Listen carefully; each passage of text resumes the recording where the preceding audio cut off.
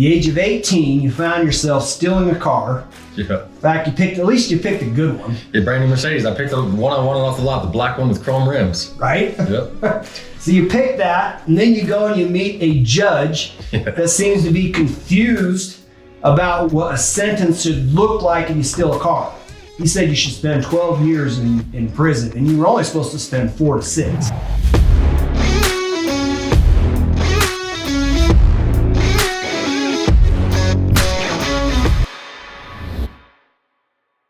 Cool. Welcome. So today I've got Peter Meyerhoff on the podcast with us today. Yes. And so anyway, what we're going to do is let's see if we can drop some big nuggets. Let's do it. You know, maybe we ought to just do a quick little recap of where you came from, because like the big thing here on this Rags Riches Secrets, we're trying to figure out how to help people get unstuck. The big idea is if you fall apart, you start at ground zero. How do you get from ground zero to the good life? Mm-hmm. Right? And if anybody had it, at the age of 18, you found yourself stealing a car. Yeah. In fact, at least you picked a good one. Yeah, brand new Mercedes. I picked the one I wanted off the lot, the black one with chrome rims. Right? Yep. So you pick that, and then you go and you meet a judge that seems to be confused about what a sentence should look like if you steal a car. He said you should spend 12 years in prison, and you were only supposed to spend 4 to 6. 4 to 6. And I told my lawyer before, I can't do 6 years. Do not give me 6 years. I don't know how I'm going to do it. How are you going to survive at 6 years? I told him I physically couldn't. I didn't think there was any chance I could do 6 years in prison. So it's kind of crazy, kind of a surprise. Yeah, for sure. Okay, kind of leading up to that. When I listened to your original podcast, you know what? Tell them where to find your original podcast. Yeah, so go check out my podcast. It's called Roll Call with Chappie, and that's CHAPPY. It's on Apple, Spotify. I got my own YouTube channel. And I mean, it's the same thing as yours, same kind of brand, just I want people to think they can do anything they want. I'm proof you can, so you talk about Rags to Riches starting at ground zero. I was negative, who knows how far down, and I got here. So I want to show people that if you started making the changes tomorrow to get to where you want to go, you're starting so much farther ahead of me. It's not even funny. And if I did this, you can do this. And it should be 3 times as easy, 4 times as easy. Should. Yeah. So you did, all right, a mini recap. So if they don't go back and listen to it, mini recap. You were young. You had you and your brother, you guys were best friends. You killed it in sports. Everything was perfect, dude. Like, near as I could tell, you kind of remind me of like these Steve Jobs guys. You're all in or you're nothing. Yeah. Like, you don't seem to be half anything. Nothing at all. And so you did phenomenal at sports. You crushed it. Then all of a sudden you discovered you got tied in with parents not home, able to do whatever you want. The next thing you know, you wound up getting in from trouble to trouble to trouble. To trouble. And I always say, I mean, to be honest, you couldn't have had a better childhood than me. I mean, I was a modeling agent at 13. I was in a movie. I was the top athlete, like no joke, the most popular kid in school. You couldn't have had a better childhood than me, and I ruined it all. You ruined it all. In fact, you actually got to a point where you were terrified at school to go anywhere because people were actually literally hunting you down. 100%. In fact, they even came to your house, and I recall your dad saying he threw like a big boulders through your window. Yep. Through my parents' houses. Through your parents' houses. Yep. And then your parents actually became terrified. Nobody wants their kid to go to jail, but they thought that was your best chance of making it. I'll tell you this, when I went to prison, my parents and my brother and them were all relieved. Like, they were happy when I finally got locked up. They're like, and my dad told me that on the phone call. He's like, at least you're safe and I know where you are. At least I know where you're at. At least I know where you are. I mean, like, part of the reason I wanted to even bring that up is because when we're talking about this part, it's going to lead into some of the other questions I've got. Is you got to understand, like, you and I had the same journey. We were both, you were incarcerated in Tucson, Arizona. I felt like I was incarcerated in Tucson, Arizona. I was working at Raytheon Missile Systems. Yeah. You showed up, was it 2003? Yep. I showed up in 2003. Yeah. I escaped 2015. When did you escape? I got released in 2015. You got released in 2015? Yeah. I remember when I was down there, I was like, I have no idea how to get a breakthrough. I got scared to death. I went to school, got excellent grades because I couldn't figure out how to make it. Yeah. And then I discovered after I got this awesome education, I still didn't know how to make it. I survived. I didn't thrive. I survived. Yeah. Okay, so now this is where I want to come into it. Things have shifted for you a lot. You got incarcerated. Okay, maybe it's just in my mind, but if I don't know how to be at more, so to speak, rock bottom? Because what was it like trying to find a job? Like I said, I was negative. Like I started way below like zero or rock bottom. It was impossible. And you know what's even harder than actually getting a job is actually thinking you can get a job. You know, actually thinking you can get a job. Because if you put yourself in that mindset that you can't do it, you're not going to be able to do it anyways. So not only was it hard for me to get a job, but me telling myself I couldn't get a job made it 10 times harder, because your mind is your strongest muscle in your entire body. You know, I'm a jack dude, 6'4", 250, and my brain is by far my strongest muscle. You know what I mean? Seriously. So if you tell yourself you can't do something, you can't do it, you know? Okay, what changed? What allowed you to make that shift? Because that's where we all get stuck. What changed? You want to be honest, it was my overdose, man. I overdosed. Okay. And I remember I laid back in that hospital bed, and I seriously, for the first time in my life, I was like, I'm done making excuses. Yep. I'm done half-assing this life out here to try to get a job. Yep. I'm going to figure this shit out. And I told myself, I'm 31 years old. I was just saved by the grace of God. And I had a feeling right then that I was saved for a reason. Yep. And I was like, I'm going to do this. So since then, that was almost 6 years ago. July, when I overdosed, man, it was my brother's birthday weekend too. So for the rest of his life, he would have celebrated my funeral anniversary with his birthday. Wow. I probably would have. I'm glad that didn't work out that way. Yeah, because his birthday is July 29th and my sober date is July 30th. July 30th. Yep. So it really comes down to you hit a rock bottom point where you just said enough is enough is enough. I will stop right here. I'm going to stop telling myself I can't do the things, and I'm going to actually fucking try and get shot down if I have to, but at least I'm going to try. Because like I told you, it's hard to get a job, and it's even harder if you don't really try and you tell yourself you can't do it because you're already going in at half-ass. Like, this isn't going to probably work out, but I'll throw in an application. So all of a sudden it snaps in your head. Okay, now what did you do? Like there's a guy named Garrett J. White. He's like when you're in the pain web. He describes a pain web, and he's like, when you're in it, one of the things that's where he says is stop, and you stopped and you said, wait a minute. Okay, so now what did you do, or what shifted that made you to I know it made you stop and take a new direction, but what's the next step in your process? What did you do next that allowed you to start moving forward? The next step was I first figured out on top of anything else, I had to get sober. I had this entitlement that I was allowed to drink and party because I'm 30 years old and I'd never been to a bar.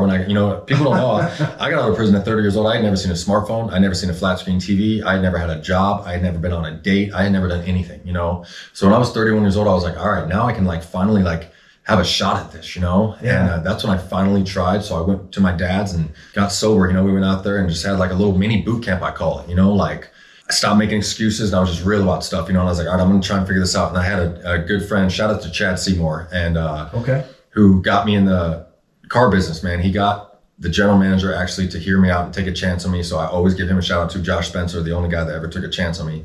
And I kind of had to beg him, I was like, yo, don't look at my past. Don't look at my neck tattoos. Don't look, I'm slung down in prison tattoos. I did some dumb shit as a kid. And if you weren't in prison, you'd probably come out tattooed just like me too, but I just want a chance at life, And I said, I promise you I will kill you selling cars. And I just switched my drug addiction to a money addiction, and absolutely just murdered selling cars. So I went from prison and no job, no anything. And I made 10 grand my first month working. Okay. You just dropped a couple things right here. One of them, every time I do my podcast, I'm like, look, if you get a 9 to 5, you're going to be stuck. Yep. What you did is you said, look, actually before that, I'm going to back up before that. What very first thing you said is you said, I stopped making excuses. That is probably one of the biggest things I watch everybody get stuck on. They never stop and say, what did I contribute to the outcome? Like crap happens, right? Yeah, shit happens. But then you're like, how did I put myself in this position so that I got this experience? And nobody says, what did I contribute to it? And that's the very first thing I really saw that you said is actually you hit a low point. Okay, change. Next thing you said is, I'm going to take accountability. Yep. Stop making up excuses. Third thing is, boom, I'm going to go sell something because Mr. Customer or Mr. Prospect, they don't know. They're just coming up. They want to buy a car. Yep. Okay, so what did you do? Going from 0 to 10,000 in a single month selling cars. That's pretty legit, bro. I mean, I didn't even pass freshman year of high school, and I made 109 grand my first year working. You did? Yeah. Dude, that's pretty legit. It kind of ruined it for me though, because I had no concept of money, you know. Seriously. So I mean, if you listen to my podcast, you know, I bought an $85,000 Raptor off the showroom floor and I was still on parole, you know. When you start making money like that, you have zero concept of money, you know. Yeah. So you're almost spending as fast as you can and make it. And then you know, my second year I made 178 grand, and then over 200 grand, and since then 300 grand, and I had all the toys, you know, custom home. And then after 5 years, I had enough, you know, I was like, I'm going to, just like we talked about, you know, I'm going to figure something else out myself. You know, the toys and all that stuff will keep you happy for so long. But once you have all the toys, you know, I wanted purpose with my life, you know? Okay. And I wanted to show people that they can do what I did, you know, because when I was getting out of prison, I didn't think this was an option. No joke. There was 0% chance I would have thought that you could make 6 figures and multiple 6 figures and live the life I live now and being a dude's house and studio like this, you know, like I seriously thought this was impossible because I put myself in that box that it was impossible, you know? And once I realized it was possible, I was like, dude, I gotta stop and show these dudes that they can do this too, you know? So that's why I got into doing the prison stuff now that I do, you know, because I want everybody to know that if I did this, do it too. And it'll literally be so much easier for you to get here. You know what I mean? Like, think of how low I started and where I am now. If you start tomorrow, and this goes for anybody that's struggling right now and thinking they want to make a change or they don't know what to do, you know, literally start tomorrow. It's never too late to change. Seriously, 100%. You can do anything you want in this world. You just got to make a change and stop making excuses. So if you're at a low point in life, or you think you got it bad, or you want more out of life, then go start making more tomorrow and make yourself deserve it, you know? All right. You said something inside that too that was probably easy to overlook because you had an entire mind. You had a mind shift. This guy, the car lot. I assume he was probably successful. Did he own this thing, or was he a manager? Josh Spencer was a general manager. Owning was my same age too. Same age. Yep. It's almost like he was your little Yoda, bro. Yes, for real. Yeah. He came along and he's like, "Okay, let me show you a thing to do different. This is how life changes." Yeah. And then he must have spent some time coaching you. Or maybe you just had a natural knack at it. I just had a natural knack. I like talking to people, man. And I was in prison. I didn't get to talk to people for so long, sitting in those solitary confinement cells. So there was this whole lot for me to go out, and I was just getting it, you know. And I was sober too, so I had plenty of free time because I'm not spending my weekends in the bars doing unproductive stuff. So like I said, I switched my partying and this. I deserve to do all this stuff. Addiction to like a positive money addiction, you know. And I'm serious. Like I got that. My buddy Chad brought me my first bonus check, and I want to say it was like $7 grand or something after taxes. And literally, I had never even had half that money in my life. I'm as real as it gets. Like when I was doing bad stuff, I was not no baller. I was not no drug kingpin. I was a little petty, stupid, shitty thief. We just stole shit. I was never a baller. So when I got that money, that was instantly by far the most money I ever had in my life. But a light went on inside me, you know. And I was like, holy shit! All right, I can do this. I can do this. Because if you have confidence in yourself, you can do anything, you know. So that getting that first check gave me confidence. I was like, and instantly I felt like everything clicked. I was like, damn, I can make it out here now, you know. Boom. Yeah. You just had confidence. All of a sudden you could say, dude, I can believe this now. Absolutely. Because prison's easy, especially for a big, tough dude like me. It's easy as hell to sit in a prison cell and you know, watch your little 13-inch rat-ass TV and with your 12 channels and be a dickhead and shot caller. That's easy for someone like me. Right. You know what I'm saying? What's tough is like being a grown man and changing and paying bills and you know what I mean? And being good to people, you know, and like full on changing, you know, like I brainwashed myself 3 completely different times, you know, like I've had to rewire my entire brain 3 times. Explain. Go through it one by one. Yeah, because I'm from 𝗥𝗴𝗀𝗄𝗖. They call it, the nickname is called All White Tukey. It's like a nice suburb area of Phoenix. Okay. And I think there's been 3 people the entire time to actually go to prison from 𝗥𝗴𝗀𝗄𝗖. So I was not a gangbanger. I didn't know prison politics. I didn't know street life. I didn't know any of that stuff. Me and my buddies are petty thieves, you know, and they just threw the book at me. So I had to, then when I go to prison, I have to completely rewire my brain to everything I knew to prison life now. You know? Yeah. And then you get into the prison life and you're straight institutionalized. You know, I started running yards when I was 23 years old. So by the time I was 30, I was full on institutionalized, a straight shot caller. Like dudes are doing my freaking laundry, like cooking my food. Like I said to do something, you fucking did it. And there was nowhere else. I'm serious. And then when I get out, now I have to shut all that off and go back to where I was before and be like, holy shit, people didn't realize you were the bomb diggity. They forgot. Yeah. You came out to a new world. Yeah, seriously. And here's what I tell the dudes when I'm talking in prison. All that tough guy shit in prison don't do nothing for you on the streets. I was the man in there and I get out here and I'm just like a regular old dude and I still got to pay bills and figure shit out. You know what I mean? Yeah. So all that did was made me more institutionalized and made it even tougher for me to succeed out here. But I did it, and you can do anything. Like when I used to sit in those solitary confinement cells, imagine I was in a 5x7, and it's not 23-hour day lockdown in Arizona, it's 24-hour day lockdown. I was in a 5x7 every single minute of every day, locked in that little rat ass cell by myself. You can't even do a push-up next to your bed. And I used to have to brainwash myself and talk to myself because I'm claustrophobic. Seriously. Dude, that would be tight. So seriously. But wow. But there's no other option. You can't tell the cops you're claustrophobic. Like whenever you fucking put yourself there, you know what I mean? Like so I had to, no joke, talk to myself. And when I first got locked in those cells when I was a youngster, man, I would have full on panic attacks, like couldn't breathe and thought I was going to die and wanted to. And then I'd have to like coach myself mentally, like calm down, you know, this will be okay. You'll figure this out, you know? And that's what I always used to tell myself, like, you'll figure it out, just calm down, you know? And so then you get out here and I have to forget all that shit I learned, you know? And I didn't say, not even learn, but like, you know, cause I said I didn't go to prison. I was raised in prison. So like my entire adult upbringing was prison, you know? So that's how I learned how to live. And then you get out on the streets and you're like, oh, all that stuff doesn't work out here. Nope. Forget all that shit. Yep. How easy is that supposed to be? Dude, it's not. That's not at all. 100% reboot. 100%. So I had to learn, and I'm still, I mean, and I'll tell you, I'm still a work in progress with that. You know, like I tried a little shot caller thing in my relationship a little bit sometimes too, but I'm still working on it. I've been out of prison 7 years, but that's how long like unclogging that shitty thinking and that stuff you got in your brain takes, you know? But as long as you're willing to like recognize it and make a change, you can change anything you want. But you know what's crazy? See, you're hitting on, you recognize your gap. Mm-hmm. What I mean is you recognize your gap is because you know that where you were at obviously wasn't good. But I make this same mistake all the time. I think this is how my dad did it. What if he did it wrong? Yeah. Like this is how my mom did it. What if she did it wrong? For sure. Like this is how they taught me how to do it. What if they did it wrong? Like I keep asking myself, do I want their results? And the answer is no. No, I do not want their results. Mm-hmm. And I can see you had the same thing. You're asking yourself, like, do I want that? No, I want different results. Mm-hmm. So then you made a shift in that.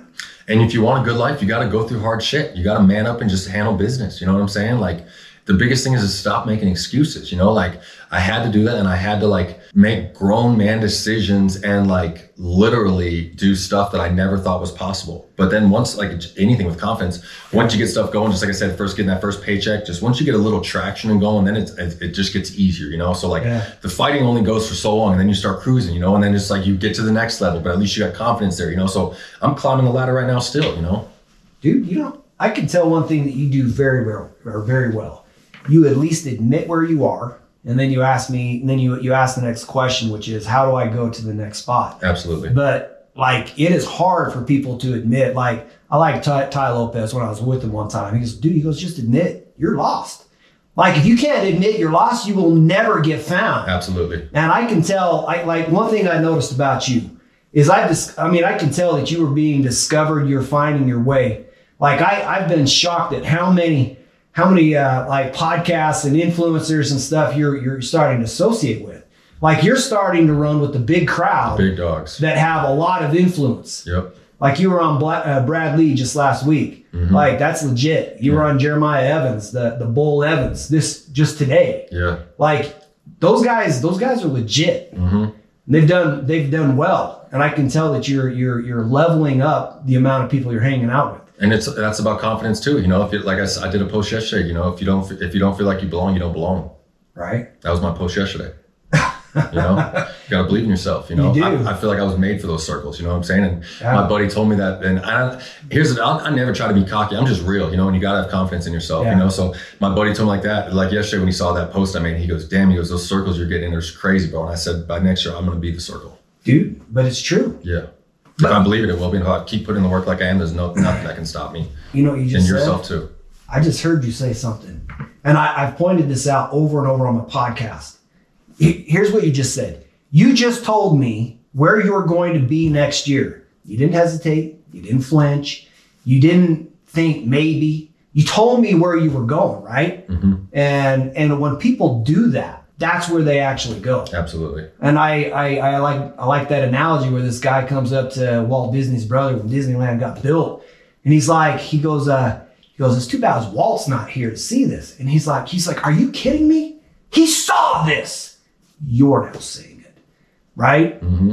And you visualized it. Absolutely. So that's another mind shift game that you've played. For sure. Is seeing the outcome that you're going to make cause to happen. Yeah, wherever you want to go, visualize it. You know what I mean? I see these dudes together, and I was like, and I told myself last year, because to be honest, last year I wasn't in any of those circles. Like I couldn't get a follow back. None of those dudes followed me or anything. And then once a few of them started going, just like I said, the traction goes, and they just start flooding in. You know what I mean? Because if you keep true to yourself and keep your positive message, get the faith. You know, I got shout out to a friend, Emily Hayden of mine. You know, she's the first one to kind of like reach out to me off Instagram and saw like what I was like another podcast that I had done with the Fresh Out series. Yeah. And she'd asked me to come out to LA, and she's like just a first home athlete, does, you know, and I was like, holy shit, like regular people can kind of buy into my stuff, you know? And then I was like, of course, right away when I meet her, I was like, hook me up with 𝗤𝗏𝗏𝗀𝗻𝗔𝗏 and 𝗦𝗂𝗏𝗀𝗏. And she's like, just wait, it'll come, you know what I mean? And she literally shot me down, seriously. She wouldn't, I asked her, she wouldn't send a text them or DM or anything like that. She goes, just keep doing what you're doing and it'll come, you know? And she not only DM'd me on my post yesterday, but then like even text me when she saw me the picture of me and Dan Fleischman and Sean Whalen. And she's like, Peter, I'm so freaking proud of you. She's like, I knew this was coming. She's like, you literally willed this into existence, you know? And she's like, I knew that you were going to be here, you know? And I did too, you know? Hannah was the only other one to believe in me, you know? When I left my job, I'm very open that Hannah was the only person to support me. And that's all it takes, you know, belief in yourself and the little ride or die woman by my side. Dude, isn't that crazy? Yeah. Because like I actually stay pulling that. So she gave you the first shot. Then where did the second one come from? Because it starts with one. Yeah. I always tell people you got to start with something. You got to start with one. So you got one. Now what?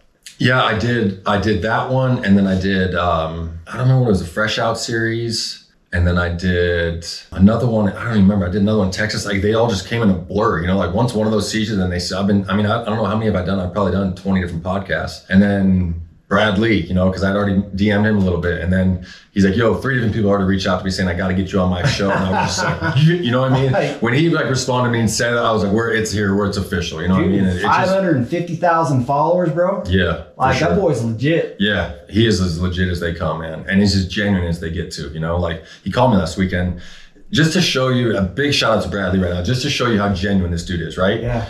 He's big time, you know, and I got the Sober Life clothing brand, and my Sober Life is, I cut the E out, so it's just SOBR Life, right? I remember. Because I just thought it looks catchy. I just want to be SOBR, you know? Yeah. And then he asked me on the show, and he's like, what'd you do with the E? And I was like, I just cut it out because it looks good. He goes, well, you got to think of a meaning behind that. You know? And I was like, I didn't even think about that, you know?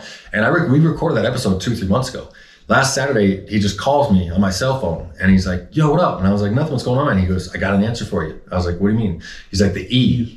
You cut it out for no excuses. And I was just like, damn, that's perfect. That's good. Right? And I'm like, who the hell is this guy? You know what I mean? To like take months after that to still be thinking about it and actually care. And then on a Saturday, he has 6 or 7 kids too, to call me on a Saturday afternoon and tell me, you know, that's how genuine that dude is, you know? So like I said, all the love in the world for Bradley, but like, you know, the more you get in with these people, the more like, I guess, but like I said, I knew it was coming. You know what I mean? I knew I just told somebody on the way here, I was like, it's happening faster than I thought, but I knew it was going to happen. God. I listened to that podcast. I listened to it 2 days ago, and I was wondering, and I'm glad you brought up what happened to the E. Yeah, no excuses. But I didn't realize that, that's probably, one of my mottos is find a way or make a way. For sure. Because I get so tired of people telling me, like, it's not my job, it's not my responsibility. I'm like, dude, you have got to start taking responsibility for outcomes. And like, it won't happen. And I don't know, it's one of the things that drives me nuts. Absolutely, for sure. And that's so true. No excuses. In fact, I mean, the very first thing one of the very first breakthroughs you already just gave us is you stopped making excuses. Which is, boy, that ties into your brand pretty dang good, don't you think? Absolutely, for sure. Screw the excuses, man. Yeah, absolutely. Do something better with my life. Okay, so then what's next? So Bradley, after you were on, I didn't realize you were on Bradley's podcast like 2 months ago. That was a few minutes ago, because he only released this podcast like a week ago or something. 2 Thursdays ago. 2 Thursdays ago. Okay, so now he takes and releases it. Then what? What's happened in the 2 months since you connected with Brad? The snowball was already happening, you know, like I don't know, I've been just, cause I'm a networking like king. That's what I call myself. You know, like when I got out of prison, I would go to the gym and talk to every dude that was wearing Travis Matthew, or like, you could tell the dudes that had the money, you know what I'm saying? But, and it's not to be like superficial, but I didn't know any better. I had to learn from these people, you know? So I had to like mimic them, you know? And I told you I'd watch Instagram, and I would watch Brad Lee's and Andy Frisella's stories and Tommy Vex, you know, and I'd have to like, I learned how to live out here by that way, because even all my friends that went to college and stuff when I got out, no offense, but they don't have drive. You know, seriously, they're cool making 50, 60, 70 grand a year. Like I made more money than my first year working and like blew way past them. So what advice can they give me? But now where do I get advice from on how to do this? Yeah. So I literally just studied their body languages and their stories, and like literally just studied what they were talking about. And I finally just paid attention. So I literally learned how to live and do this by Instagram. By following people I didn't even know. How dang. And now I know them. You know what's crazy about that too? Tony Robbins. Yeah. He's like model. Yeah. He's like the quickest way from here to there. Learn how to model. Mm-hmm. Find success, model it. You start thinking like they do. You start acting like they do. You start walking like they do. You behave like them, and all of a sudden you become them. Absolutely. Just like in prison, you know, I had to fake it like I was a tough guy and keep doing that and doing all this bullshit like I was this hard convict, and then I turned into it. You know what I mean? It's the same thing, you know, but then I had to forget all that shit, you know, because that don't mean shit. You know, when I talk to the dudes, and that's what works out so well for me now, because I speak out of parole, like orientation. When you get out of prison in Arizona and they do these orientations, I give them a speech at the end, you know, and it works perfectly, because the biggest problem a lot of those guys have is that they have this tough guy syndrome. You know what I mean? They have to be this gangster because they're getting out of prison. And it works so well, because when I'm talking to them, you can't try the tough guy shit with me, because I was the dude, you know what I'm saying? And I tell them, if we were on the yard, you'd all be under me, you know? And what did that do for me? Not a goddamn thing, you know? So why would you try to do it? If even at the epitome of the height of where you're gonna go, you weren't gonna be past me, so why do it? I'm telling you, it was lame and there's nothing to it. The streets don't give a shit if you ran yards. Nope. You know what I'm saying? The streets don't give a shit how many people you beat up or if you stab people. That don't mean nothing to you. Nope. All you did is risk throwing away more of your time for a fake ass cause by some people that don't give a shit about you. There's truth. Absolutely. I think one of the things that you said, like when I listened to your podcast, you were concerned about people from jail trying to even contact you. Yeah. Because you did not want to run in those circles no more. No part of that. I don't want no part of that. I have one friend from prison the entire time that I still keep in touch with, and that's it. I hung out with not even hung out with them, but I gave my contact information to a few of them once they saw that I was successful, you know, and I got like, dude, I laid out on a fucking platter, the success story. I got the key right here to not go back to prison and to be an awesome person and to have a life you never thought you could have. Yeah. And they all fucked it up, man. Every single one of them. You know what I mean? I got dudes, because by the time, so I'll tell you real quick, when I started selling cars there at Marquee, you know, how sales is. Yeah. If you do drugs, they pretty much don't care as long as you're like one of the top sales guys. And that goes for anything, you know what I mean? So when I started out there, people were doing drugs in the bathroom, whatever, you know, and I was the first sober dude to work there. And I changed the entire culture of that dealership, you know, by like using my final positive alpha male influence in a positive way, you know. Yeah. Now you go to Marquee, I'm not bullshitting you. There is 20 dudes that are just jacked and all work out, and they're all sober at that dealership. I literally changed that entire dealership. Like Marquee is like, there's no other car dealership around. Like literally more than half the entire staff is sober. It's like a family environment. And I'm serious, I changed it, and my time was gone and my purpose, and God moved me on to this next mission. Dude, they had nothing to say. It's like, dude, if you could stop, we could stop. Right? Exactly. When you see my fucked up story, know where I get this, you can't even make an excuse. You know what I'm saying? Even if you want to, you can't make one, because what could you possibly say? God, you know, it's not like nobody wants to really come from where you did, right? Mm-hmm. But you have a story that basically descended what almost most people could come out with. Like nobody could really come up to you and say, well, I got it worse than you. Yeah, right.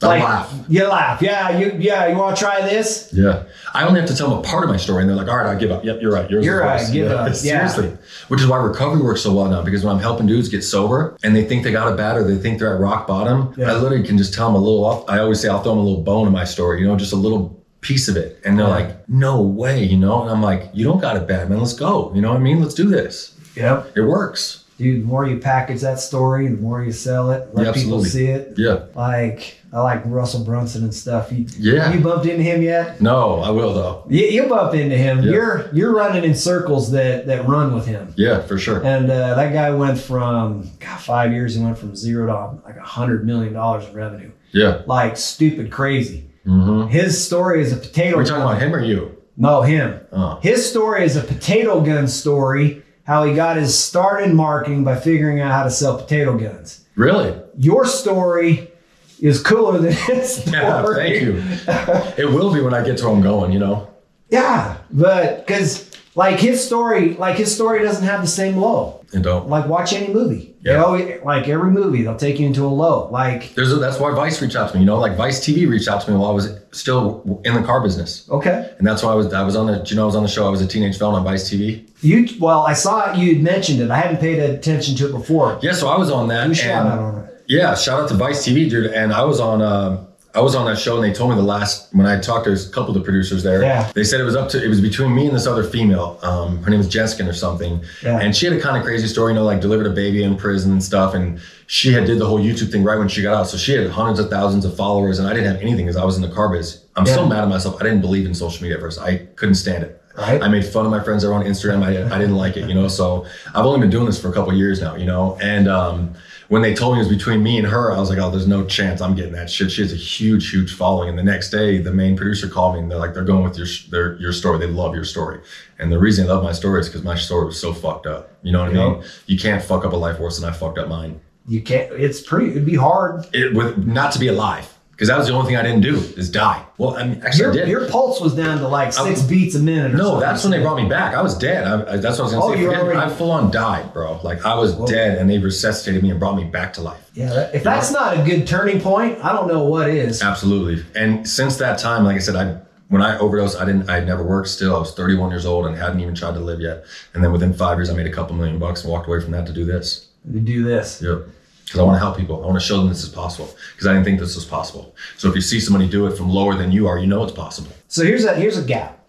Okay, you were making the money, you had everything lined up, you walked away and said, okay, I've got a new purpose. Kind of make your purpose kind of concise. You probably already have it. Explain what the new purpose is so we can get it.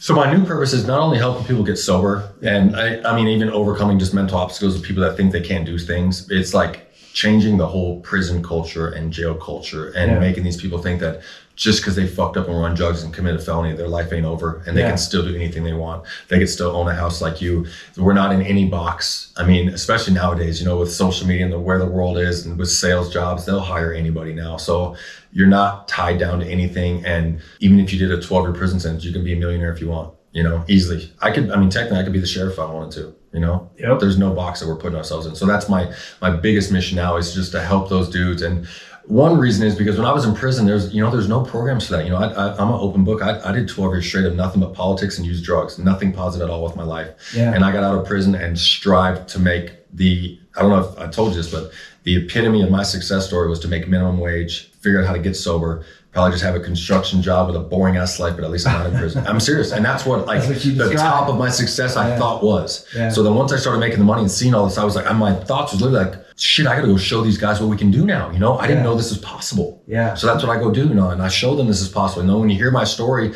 and then you see where I am now, you know it's possible for you, you know? So that's what I'm trying to do now. All right. Right in here, there's a piece that I want to understand that you did, okay? This is, I ran into this exact same point. When I was in Tucson, Arizona, I was working for the defense contractor. When I moved to Utah, I literally, I struggled finding a job that would work because I was in the defense contracting and everything is just miles and miles and miles from me. I'd spend 4 hours a day driving. So it really wasn't a very good option for me.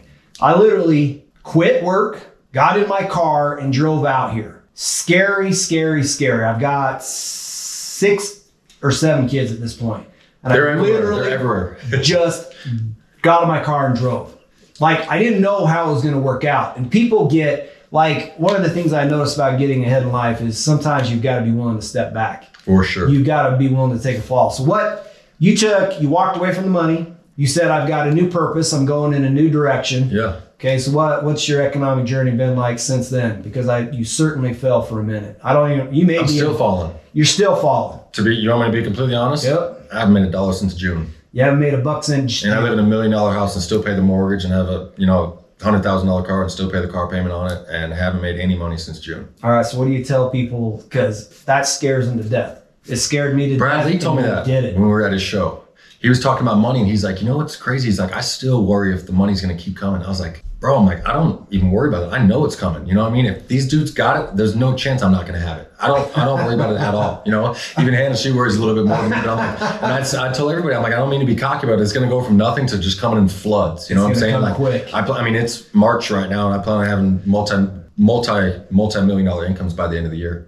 So it's going to all turn. Yeah, I mean, I got 2 different apps being developed right now in the App Store. Okay. One's going to be on all the iPads in the jails and prisons. And then when they get out of prison, it's going to come with another year contract on my own app, which is like a sober life mentorship app out here that they're going to get on the streets. Okay. What's the name of these apps? Sober Life. The one in the App Store is just going to be called Sober Life. And then each one in the prison and jails will have tailored to whatever jail or prison that it's into. Yeah. But yeah, so that's what I'm doing now. And I think these apps are going to be huge. And now that they have iPads in jails and prisons, instead of just sitting in that cell doing politics and doing drugs, they can start watching my videos and watching my curriculum and stuff. You know, I got dudes that teach courses to the prisons on the weekends and stuff, and they show my YouTube videos, you know, they show your content. Because 𝗏𝗡𝗄's is a legendary name in the Arizona prison system, and they're like, look what 𝗏𝗡𝗄's doing now on the streets. So what excuse do you have when you get out?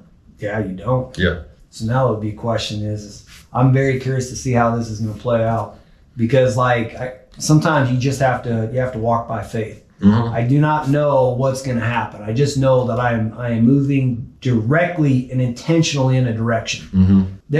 Since you've been out here, have you met Jason Harward by chance? So Sean Whalen races race cars. Yes. He races race cars with Jason Harward. Okay. Those guys are tight. Jason probably did 100 million in sales last year. Wow. So that you're in that circle. Like if you're hanging out with Sean Whalen, you're hanging out with Jason Harward. For sure. But like the thing I notice about him is, I'll tell you what makes it easier is that doesn't even surprise me. You know what I mean? I'm being serious. Like I felt like I was meant to be there. And I knew it was going to happen. Like I told you, it's happening faster than I thought. But it's all about confidence, man. I know I'm supposed to be there. I knew, like, literally the other night when we went to dinner and I saw Dan and Sean Whalen sitting right there. You know what I told myself? Of course they're here. Like, this is meant to be. This is where I'm supposed to be. You know, this is my time. You know what I mean? All those years of suffering in prison, all that shitty 12 years I did was just building me up for this story and what I'm doing now. It just unfolds. You just walk by faith. The thing I was bringing up about Jason Harward, it's his dad. His dad does coaching and stuff. He told a story one time that when he told it, I just sit there and you're like dumbfounded, right? This lady comes up to him at one of his events and says, "Hey, I want you to coach me." And he's like, okay. He goes, "It costs $10,000. He goes, "You got $10,000? She goes, "No." And he goes, "Well, call me when you got $10,000. Next day she calls him up. "Hey, I've got the $10,000. It's time to be coached." He's like, "You got $10,000? Yeah, time to be coached. All right, let's do it." He goes, "Well, what's your business plan?" She goes, "I think what I want to do is go to Africa and I want to go help people grow food." And he's like, "What?" He's like, "What kind of business plan's that?" You hired me to be a coach. Let's work on this. It was like a week later, she calls him up and she goes, he goes, "Where are you at?" She goes, "I'm in Africa. So I found this nice little village where I can help these kids and we're going to plant watermelon." And he's like, "What?" And he said that it was like that over and over and over again. She called him up one time, says, "I think I want to go to China and put on a show." And he's like, "You realize that you can't do that because China won't allow women to do that?" And she's like, "Oh, okay." Next week she goes, "Hey, so I'm getting ready to get on my flight. Like how many video guys do you think I should have?" And he's like, "Are you kidding me?" And next thing you know, within 2 weeks, she was sitting in front of the president or whatever, the influential people in China, and got her show on. And he's like, dude, he goes, I have never met somebody who thought they could do something more than her. And she literally just went, and it like life unfolded. Yeah. And so I can see you're doing it. Yeah, thank you. That's what you got to do. You got to will it into existence, you know? Will it into existence. Absolutely. That's a huge value bomb that you just dropped on it. All right, so we're going into the future. What new shifts or new changes do you anticipate? See, I don't even know that because, it's crazy. Like everything I'm doing, I'm kind of winging it, man. I'm still just learning from, the dudes I see and follow and that. But now at least I'm in the circles with them, I can at least get their advice and opinions on things, you know what I mean? So like every person I meet, I just kind of pick their brain a little bit and I put a little bit of that into me, and I just take little bits and pieces from everybody that I follow. And one of the biggest things that, it's, you got to always ask questions, you know what I'm saying? Yep. You got to ask questions. And I'm just learning as I go, man, on the fly, and just betting on myself. It's better questions, you start getting better outcomes. Absolutely. But now I even know the questions to ask, because before I didn't know the questions to ask. You know what I mean? What do you notice when you start hanging out with these influencers? Because you say you're asking better questions. Like, what are you discovering as you're starting to hang out with like a Bradley or Dan Fleshman? Like, what do you notice about them or you're discovering or learning right now? They're just bosses, man, and like they're just hustlers, and no matter where we are, they're always working, they're always doing things, you know, they're not like, they would never be like looking at the clock if they were working, you know what I mean? Like seriously, it's like you put endless hours and like, they're just like me. I feel like they're just willing what they want into existence too. They're just a little bit farther along than I am right now. You know, it's the same thing though. You know what it seems like? You're following your passion, your purpose, right? Yeah. Does it feel like it's really work? I mean, it probably is, but you're in your own playground, dude. Yeah, for sure. I mean, this is work now. Today I get to drive around on my buddy's dope truck and go do some podcasts with some cool people and meet more connections. Like, this is work for me now. Right? What a life. Dude, it changes. Yes. Like I said, it gets better. Just like I told you, you got to fight through the shitty times, then you'll get to where you're going. You know what I mean? And then that's not going to be enough. So then you got to take the next step, which is what I'm doing. You know, just keep climbing, man. You just get the next breakthrough. Absolutely. The next breakthrough. Yep. And the next breakthrough. It's all about catching breaks. You know what I mean? And I always say this too. I feel like 12 years, 15, 20 years actually, and where I never, ever, ever, ever caught a break. You know what I mean? And now it's like, I can't miss almost. And I don't mean to sound cocky. But it's like, because I made the changes, like, you know what I mean? So I put in the work and made the changes to correct myself and like legit change my entire mindset. And now it's like, when I actually made the changes, it's like I get break after break after break after break. And now it's like almost comical at this point, you know? You're getting what Brad Lee called dill flow. He did a little picture or something. It's like, he goes, when I buy a Lamborghini, he goes, or no, it was a Ferrari. He goes, yes, I would. It caused my dill flow to go up. Yeah. He just bought the new Ferrari last week. Did he? Yeah, that's what he called it. When he gave me that little lesson, he's like, at the very end, he's like, see my new whip? I was like, no, what? He's like, look at my story and call me back, and hangs up on me. He got the new F8. Did he? Yeah. Dude, it's like, it's funny. Mm-hmm. I always tease people. Like all right, so my friend Jason Harward, I shared one of his posts the other day, and he was on a flight, and people like to ask him questions. They know that he hit 100 million. They know that he's done it. Is that the guy with the solar business? I'm the guy with the solar business and franchising. He's the guy that does massage chairs. He does all kinds of stuff with all right, so ClickFunnels. Okay. He's associated with ClickFunnels. Okay. I met him, the first time I met him, I was actually knocking doors, selling solar. I started talking to him. He's actually a little bit like you. I think you're nicer though. Thank you. Because when I was talking to him, he's like, Mike, he goes, I don't even know why I'm talking to you. Wow, yeah. I am definitely nicer than him then. but he shoots it straight, and because he's very, very straight. For sure. He does it. Like, that's one of the things that people like about it. It's better to be that than fake, for sure. That kid, he went and started figuring out how to market and sales. And the next thing you know, ClickFunnels gives, like, if you hit $1 million through whatever, like a funnel or a website that they have, they give you a $1 million award. Looks very similar to those things right there. Mm-hmm. And he gets one. He has one out of every 17 awards down there. Every time somebody gets one, like 1 out of 17. In fact, he got so tired of collecting them that he just stopped even applying for them. Wow. And then one year he got 3 10X awards. And what I noticed is that guy, I'll tell you one of his secrets. I'll give you one of his, probably one of his. He gave me 3 things that I thought were probably valuable. He's like, first thing, he goes, start. He goes, most people aren't going to get anywhere because they won't start. And like, I can see you're gathering a lot of, like a snowball, you're gathering a lot of snow. Mm-hmm. But you had to start. Like, how you gonna, like, I'm telling people, like, you're not gonna get any snow if you don't move. Yeah. You gotta gather it. The other thing he did, as you already pointed out, is you said what's working and not working. And you put a whole lot of not working in one pile. Yep, that ain't gonna work. So then what is working? And then you started saying that, you asked yourself the next thing, what's a new choice? Like, what could I do different? Mm-hmm. I could sell a car. What could I do different? I could start leveling up and start meeting some people. Yeah. Is it Brad Lee that always says, the more hands you shake, the more money you make? Yep. Yeah, I recall him saying that. And what's crazy is to a lot of people, you know, another funny part about my story is people don't know this, but what gave me the in to quitting my job, because I couldn't just quit and walk away. I mean, like I told you, I have a big boy bills, you know what I mean? Like literally big boy bills, but without even groceries and stuff, you know? Yeah. But the Arizona housing market just boomed, you know? So I started doing the math on what I could do.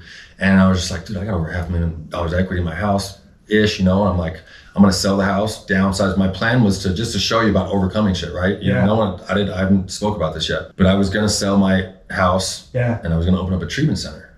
Okay. And I was going to downsize and live in either a smaller house or even just get like an apartment for a year or two. And I was calling it like our little boot camp. We were going to go through boot camp, but at least that got me out of working 60 to 70 hours a week in the car business, you know, because so I do that, quit my job. You can ask Hannah, the next day I wake up and I'm like almost panic attack. I fucking can't believe I quit my job. What did I do? Oh my God. And I'm like literally scared to death now, you know?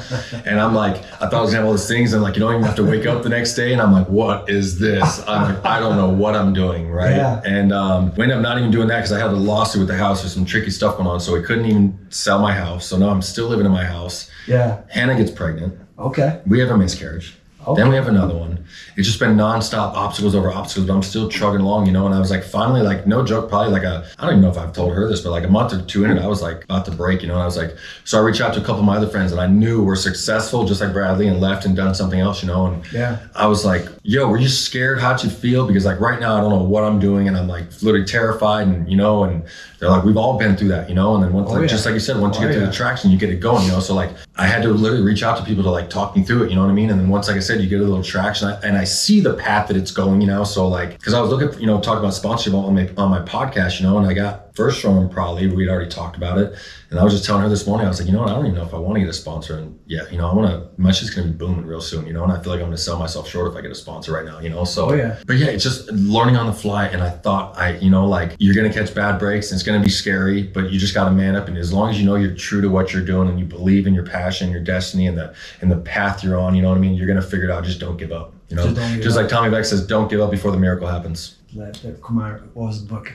2 inches from gold or whatever. Mm-hmm. Think and Grow Rich. And he was talking about a guy who literally, he got involved in the gold rush, went to Colorado, started digging, found gold, got excited, went back, got tons of money, went back to his spot. They were going to be rich. They're pulling money out of the ground, gold left and right, left and right, left and right. Finally, the vein ran dry and he's like, son of a gun. He's like, dude, we had it. Now we don't have it. So he sold it all to a junkyard collector who then went and hired somebody that knew geology and could figure out where it probably was. Dude was 2 inches from gold. Like he stopped 2 inches from gold and he found the mother lode. And that's a perfect analogy for people's lives. You know what I mean? You could be right there before the miracle happens. You know, don't stop. You give up just in time. It's perfect. That is perfect. You know, I'm glad you told me that even. Yeah. That's what Steve Jobs was saying. For sure. Just keep pushing. Something coming out the other side. Mm-hmm. You're giving up. Yep. I recall when I made, it's funny, I had, when I moved out here, I can't remember if I had 6 or 7 kids, right? I literally quit my job and I was terrified. I would sit on the ground, rock back and forth. I'm like, I don't know how to do this. I don't know how to do this. Mm-hmm. I joke, I got institutionalized in 9 to 5. I didn't know how to do it. Yeah, first people do. In the end, so I remember doing kind of what you did. I ended up getting books by Tony Robbins. How do you sell? Yeah. Course. I lit audio. I went and found a mentor. And I found all these people. And then all of a sudden I started plugging in and closing my gaps. Mm-hmm. Fortunately, you were lucky and you knew how to sell. I had to discover how to do it. Yeah. But as soon as I discovered it, then life changed. And just like I talked to the prison dudes, take a quarter of the effort into what I used to do to sell drugs or like run game on corrections officers to get my cell door open or something like that. If you just put a quarter of that in something positive, it's so much easier. Dude, you probably did learn how to sell a lot in prison. Yeah. I mean, if I was going to get high and if I had drugs in the next building or something like that and my cell door was locked, I had to figure out, sell the cop on what reason to open my damn door. And I'm like, you know, and I'll be right back. But we're all doing sales. You just don't realize it. You were very persuasive. For sure. Very persuasive. Because, and maybe that was your secret. Maybe that was your secret because if you have a 9 to 5 job, like in corporate America, it would have been hard to get us fired, right? Mm-hmm. Like you're not doing anything wrong. You're not doing this. You're not doing that. So you're probably not setting yourself up. Those jobs are, so to speak, stable, right? Mm-hmm. I'm trying to remember, like how critical was influence? Because I didn't get you were getting micro feedback. So if you did not get a response, then you didn't get the result, right? Mm-hmm. Maybe I had the feedback and I just didn't realize it, but maybe that's your secret. You had to figure out how to make something happen. You have to.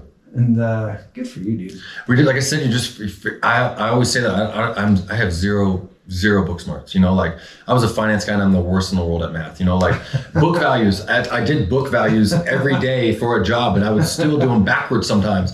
The only way I knew that I was doing it wrong is if the number came out completely fucked up, I knew I did it wrong and I'd do it the other way around, you know? Yeah. And I'm like, I'm just proof, you know, if you just give it everything you got, you can figure shit out. I'm like an excellent at just figuring shit out and like putting my back up against the wall and just betting on myself and I'm going to figure it the fuck out and I'm not going to give up until I do. So that's one of my greatest attributes, I would say. It is. You were on Jeremiah's podcast, 𝗣𝗏𝗀𝗀𝗀. Yes. He dropped out of college. He went from 0 to 25 million in 2 years. Yeah, I heard he had one of the fastest trajectories around with that. He did. Yeah. He did. You got Bill Gates, who fortunately he found the right wave, but he dropped out. You got, like, you could probably go through and name like successful person after successful person after successful person. It's crazy. Yeah. They actually end up hiring the MBAs, the ones that didn't actually complete college. Yeah, for sure. Because they actually got real life feedback. Mm-hmm. And they really felt it. They like, I learned how to sell. I learned how to influence. I learned how to motivate. I learned how to keep pushing. Like Tony Robbins at 17 was kicked out of his own house. He had to figure out how to survive at the age of 17. He was living in a car. Then he goes and works with this dude named Jim Rohn. Jim Rohn's like, hey, you want to work for me? He's like, yeah. He's like, go buy everything I've got. It's like $1,700. He's like, $1,700? Dude, that's 50 years ago. I don't know how much $1,700 was. He couldn't find anybody who would lend him money. He finally convinced one bank to lend him money so he could buy some stuff so he could get a job. But the dude was desperate, and then he became an absolute closing and selling machine. Yeah. Unstoppable. He's like, dude, your life. He's like, if I came from where I am to be successful, like, you can buy my stuff. Yeah, for sure. And he believed it. Yep. So you got a lot of stuff rolled into that. It'll be interesting to see when you run into Tony Robbins and stuff, because like some of these guys that you're associating with, you're 2 steps away from that. Because Sean Whalen is good friends with Jason Harward. Jason Harward is good friends with Russell Brunson. Russell Brunson is really good friends with Tony Robbins. Wow. I mean, it'd probably before the end of the year. You got '𝗏𝗏𝗃𝗏𝗃𝗏𝗃, who's really good friends with Tony Robbins. I swear Dean lives down in Phoenix or somewhere by you. Okay. You're only 1 step away from meeting him. Yeah. It'll be interesting what your future looks like. We'll have to have you on the podcast again and say, all right, do an update, see where we are. You dived off the cliff. You said, I'm going to go. And I kid you not, the thing I've noticed about successful people is their reality seems to be different. Meaning they just quit a thing and they'll go in a direction and they will cause something to happen. And it's like the universe that just recognizes that they're that committed. It's you know, like, it's funny. I used to say that too. And I was like, like, I'm just kicking doors down the legal way now. Just forcing your way in. I just said it yesterday. I was like, when they said something on the circle, I'm forcing my way in every damn circle until I end the circle. You do it. Yeah, you're there. It'll be interesting to see how your career plays out. Well, I will definitely be back in Utah. I told one of my buddies about a place in Ogden. I was like, what the hell was he doing with Ogden? But Utah is sick, so I will be back, and I would love to come back on here again too. Yeah, bro, you gotta come up here. 100%. Up in the woods, man. We're coming in the summertime too, because Hannah wants to come back and see you too, and I'm excited to see the same thing. I'm literally shocked with how cool Utah is, and I've been all over the state the 6 days I've been here. You've been everywhere. Everywhere. You come up here. Actually, like, turkeys are here all the time. We found bear in my yard twice. Really? Found a whole bunch of deer. We were just trying to pet those horses from one of your neighbors' houses. I even pulled the truck over and we tried to get the horses over to them, but they wouldn't come. They wouldn't come? The one thing about me is I'm an animal fanatic. I like animals more than people. I don't hunt. I refuse to. I hate pigeons and I wouldn't even kill a pigeon, seriously. And I just love animals, man. And that's crazy enough as well. That's one of the hardest things about being in prison all those years is no animals. And I'm a dog dude. I'm not famous for it, but everybody knows if there's a dog around, I'm gonna walk. I'll walk across the street and run over to go pet it. I love dogs. Dogs are just the most loyal things in the world. And I love loyalty, right? And they're so sweet. And some days, even when working, I had the shittiest day in the world. Sometimes I come home and I feel like the only person in the world that loved me was my dog or cared about me. There's some truth to that. Yeah. And there's a lot of people that feel that way. They're the greatest. You could literally beat a dog and they'll literally run back to you and still love you. Yep. That's how loyal they are. Not saying I condone that. I literally will smash somebody for doing that. But you know what I mean? They're just the greatest things in the world, We can learn from dogs. We can learn a lot from dogs. For sure. Well, if somebody wants to find you, bro, where are they going to find you at? Instagram is Peter_Meyerhoff, and that's Meyerhoff. Podcast is Roll Call with Chappie, 𝗏𝗏𝗃𝗏𝗃. My website is the same, petermeyerhoff.com. And I'm an open book, man. I love to help. I help people get sober all over the country. I even talked to a couple dudes in Canada and helping them. One dude in New Zealand, a lady in Australia. I got people reaching out to me all over the world right now. You're going to be traveling a lot. Yes, I am. For sure. I asked her, we brought 5 suitcases and stuff. You know, I might change the clothes. I just changed from the other podcast over there. So I'm traveling. I bring extra outfits because I know, like, you know, this was spur of the moment too. I was coming out here just to ski and do the bull show. And then, you know, friend, shout out to Ryan Stream. Ryan Stream put us in touch, you know, and spoke very, very, very highly of you. So I learned to travel with extra clothes because I'm going to probably turn into something, you know? You probably are. Yeah, for sure. I was laughing how many people you connected with out here. I did not realize you came out for just the bowl. Yep, just the bowl. And then you bowl. wound up meeting a lot of people. Dude, that's how it happens. The world opens up if you're willing to. Absolutely. If you let it open up, it'll open up for you. Yeah, man.